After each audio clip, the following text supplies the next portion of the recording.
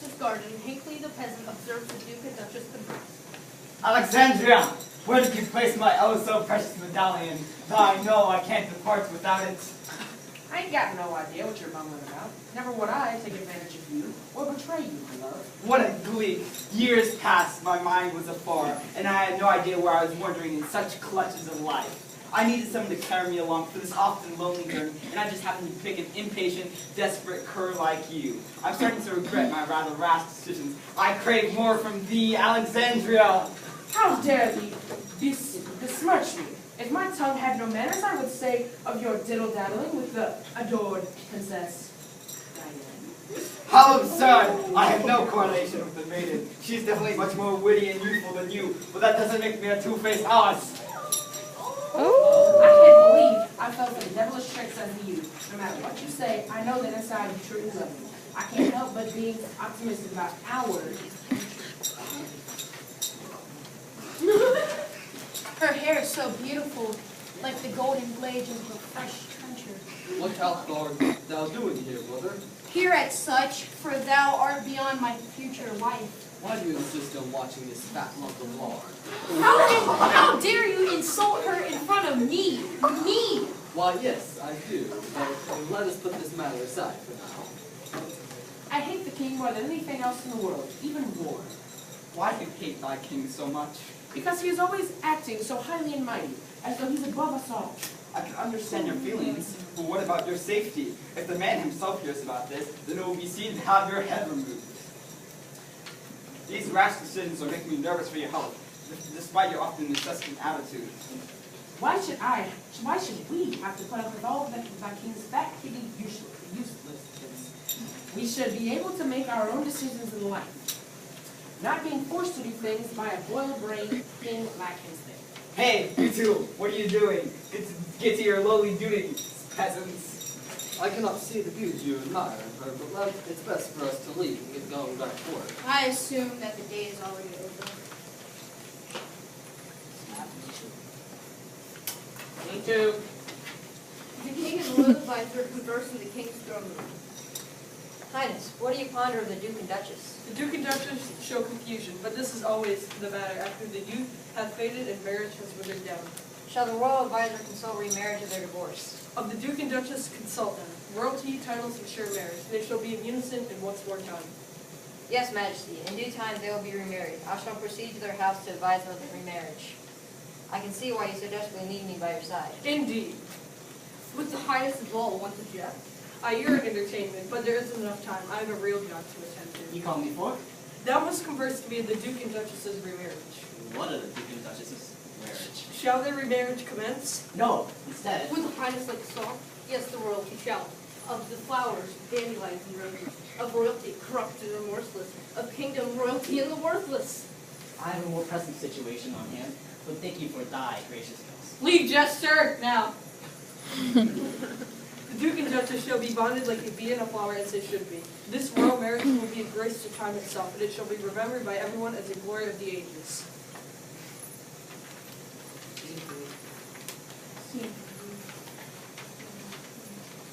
Scene 3. At a local bakery, Hinckley and his brother, James, continue to converse with the Duchess. There, the finest bread, fit for a woman of perfection. Should I even ask who this is for? You know I'll give this to the Duchess. You know me so fair. But she is nowhere near fine. Don't be jealous. Why should I be jealous of an unloyal witch? I have seen how stale your wife is nowadays. How dare you insult my wife, especially when you say I'm jealous of your struggles. Stop sending pieces of bread to this woman anyway. She needs to lose her lover. I have been told by the gods to give all to my wife. She shall see my messages of love before we get married. You're insane. Give up on this worthless quest before she is already undoubtedly bonded with the Duke. She is divorced. And ugly, but you don't seem to mind that either. I am through with your judgment.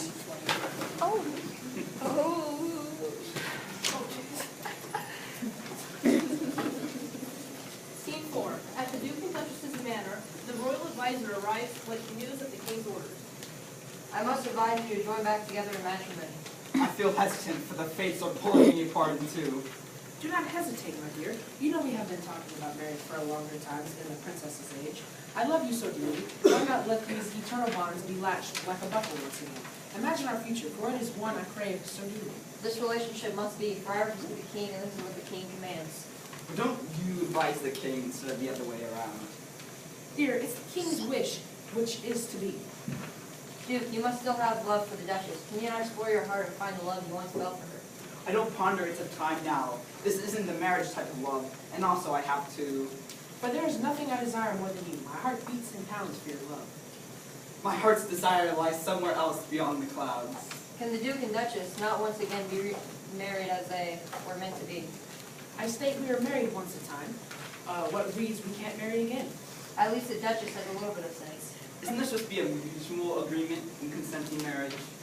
Fine, if that's how you feel. We will get married on another date. Dear my precious Duke, I am worried that the king will figure out what we are doing, for I am not to leave my chamber. Do not worry, my dear. I am worried if my father finds out, he will not show any mercy, even if I am his daughter. Who is that you are with, Sir Duke? But that is not the voice of the Duchess. We will be careful, but even if we are caught, I will love you if I rot in a jail cell. But what if I am in the jail cell with you? All the better. So you will protect me from these nasty prisons, filled with rats and those filthy peasants. Worry, we are in love more than ever, are we not? Why would I leave you in that hole alone without help? What is this? I recognize that other voice. I just cannot ponder it. Thank you so much. I know I can only trust you with my heart.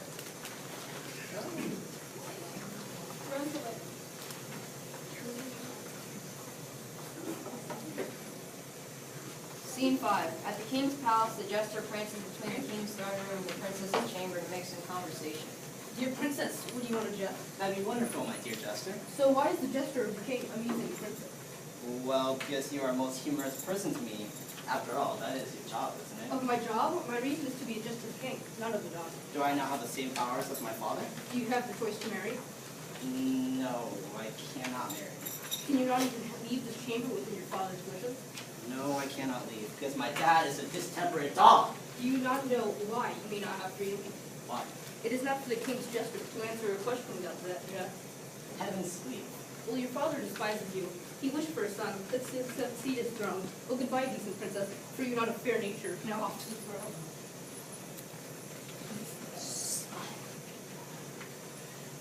Must I repeat myself? I need not jest, nor ever again. But such daughter wants to jest. Why not the noble father, the highness of all? My daughter does not know right from wrong, left from right. She is a naive fool. Why would the daughter being a fool for not knowing jest to nothing? I know you're up to no good. You just have a meaning that my rank of royalty doesn't need to understand. Of all the men under your highness, all of them need a good jest. Now, if you could use them too. Are you implying I'm a feeble commoner? You shall regret all those pesky quips you have probably said against me.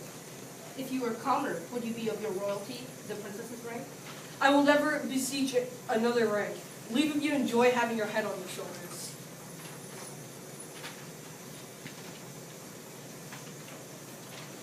At Hinckley's house, with his brother James, they conversed.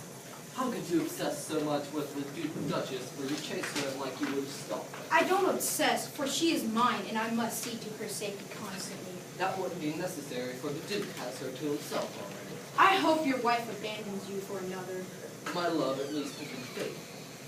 Her beauty, her voice, oh, I love her so much. As she longs, she is living, I will be glad. The messages you send her don't deserve royalty always. Why do you try to speak to make her bread? What would she care about you? Enough about you pretentious bastard! My brother, can you not see that I am trying to help you? Are you driven mad by your lust? You and I both know that you're merely a person, not a royalty. Stab. I can't stay in these disturbing quarters anymore. I need to be around people with tolerant minds.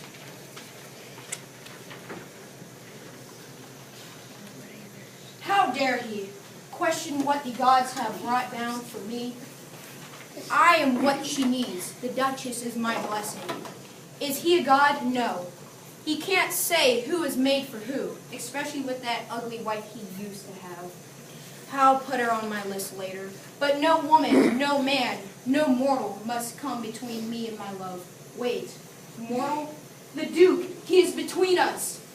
Are you troubled, my dear commoner? No, I'm just having a bit of an affair. See, a commoner has no simple obsession with love. How could you tell? You must be a witch. Nor does a jester unusually find a commoner of anger. This is true. Of whom do you love, and of whom is the patriarch? It's not just plain love. She is a gorgeous blessing. She is the royal duchess. And of the duke stands between you. This is a conflict of power and love. To gain power from common is not easy, for I know such windy paths. Could you show me the way to the beautiful duchess? Would you not be a witch, but yet a magnificent angel of the high? I could think of a way to the duchess, if only you are in the capability to fix my own affairs, for I believe our paths cross. You shall kill the king and gain the loyalty you deserve in order to succeed the duke. You shall do this with my image. That is not usual offer, but it is of genius. I will kill the king and be famous forever. It will be a token to the duchess. I've heard her complaining about the king's new orders, but how? I will be giving you access to the capital estate, leading you to the sleeping quarters of the king. There are no guards within the castle, only of the outside. Be at the local bakery tomorrow at the sundial turns of 8. I will be there as you arranged. Of that you will.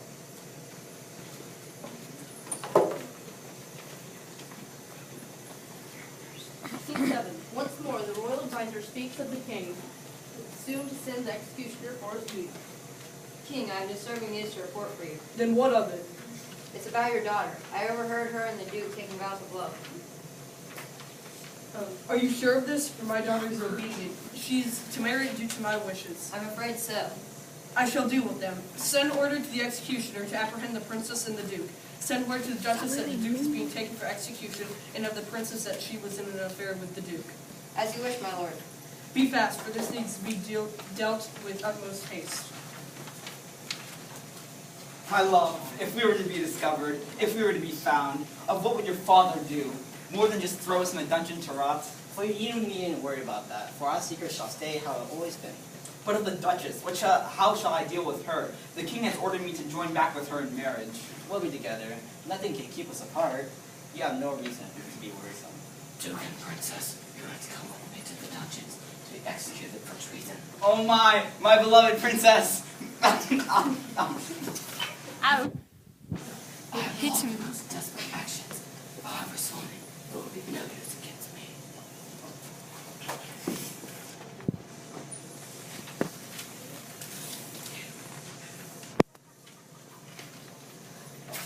I shall see you to the heavens, my dear, for even the darkest of reaches can't separate our luminescence.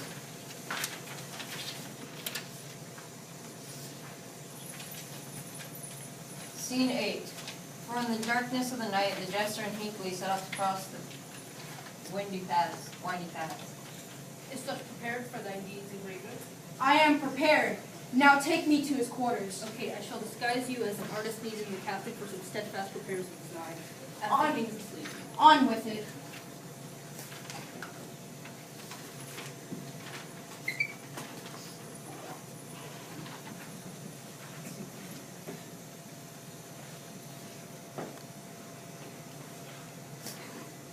Whispers, it's mine, for I shall take your leave and succeed the Duke in marriage. She will be mine. For now it's your time, King. It is mine. I will see the Duchess soon, for I will be greater than you. Guards? Guards! Stop! Leave! Oh crap, the guards!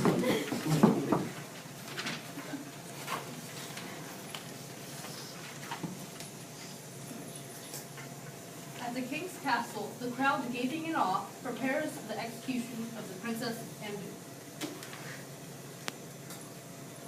Princess, my daughter, I have never had faith in you. It was offensive to have you as my daughter on top of your disobedience. And Duke, you shall be executed alongside the princess for your horrific deeds against the kingdom, for divorcing the duchess and allowing the princess to befuddle you. But father! There is no turning back, for you have both been disobedient.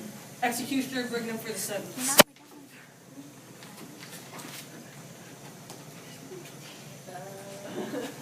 My love, why did you do this? Why could you not just stay true? Why could you not just stay to your truths?